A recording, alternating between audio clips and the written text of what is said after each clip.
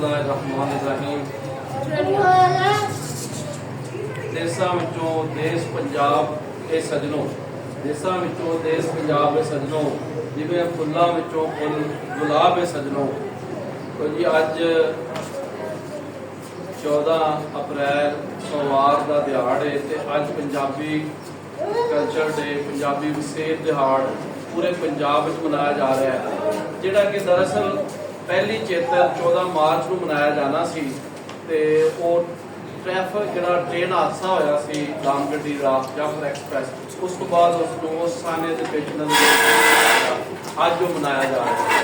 स्कूलों कॉलेजों के दफ्तरों के विच सारे पंजाबी रल के ये दिहाड़ मना रहे हैं। साडे नाल अज पाकिस्तान के छोटी के साफी दानिशवर, बहुत अच्छे पंजाबी एक्टिविस्ट, भुलेखा पंजाबी अखबार के नुमाइंदा, हम टीवी के नाल उस रहने वाले साफी, दस्का प्रेस क्लब के खास साफी साढ़े इशरत साहब अंसारी साहब मौजूद ने। असीं इन्हां नूं रिया आखते हैं तो इशरत साहब अज पंजाबी विसेर दिहाड़ है, तुहानूं ढेर बधाइयां जनाब।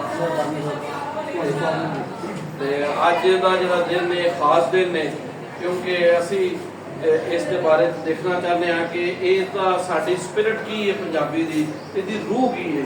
ये रूह ये वे कि तुसीं यह कनक देख रहे हो, चौल देख रहे हो, यह साडी रहतर है, यह चरखा है, यह सरों देख रहे हो, यह सिट्टा है कनक का, तो ये नाल नाल है साडे घरेलू चीज़ां ने, गुल्ली डंडा भी पिया है, वो गिलास नज़र आ रहे हैं, तो पिछे तुसीं देख सकते हो कि जिहदे घर दाने ਉਹਦੇ कमले भी सियाने हैं, तुसीं देख सकते हो।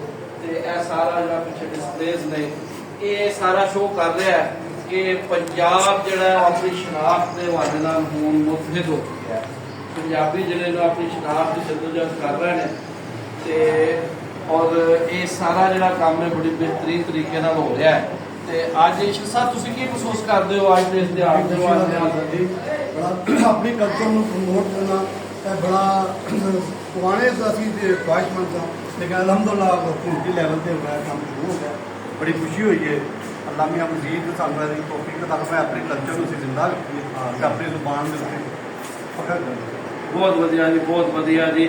अपने वसेब को अगा बढ़ाना, अपनी पछाण को बरकरार रखना हर जिंदा कौम की अलामत है, वो पछाण है।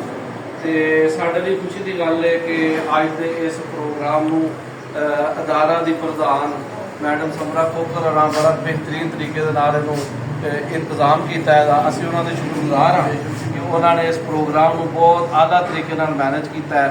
थोड़ी देर तक बच्चे भी वारी वारी इत्थे आएंगे और अपने रहतर अपने वसेब दी चीज़ां जिहड़ियां ने वेखणगे और इस दे उत्ते मान तरान करनगे। ये धरती पंज दरियाई, ये धरती सत दरियाई, सदा वसदा रहे सिंध पंजाब, सिंध सतलुज ब्यास रावी चनाब झेलम। ते इत्थे बगदियां ठंडियां नहरां ने, शायर आखदा इत्थे बगदियां ठंडियां नहरां ने, इत्थे रुखां दियां ठंडियां छावां ने।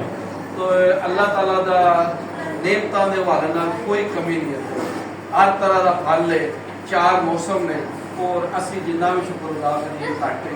इस धरती को बाहरों कोई शहर लियान की लोड़ नहीं, हर चीज़ धरती के विचों ही पैदा होती है। अल्लाह पाक का बड़ा करम है।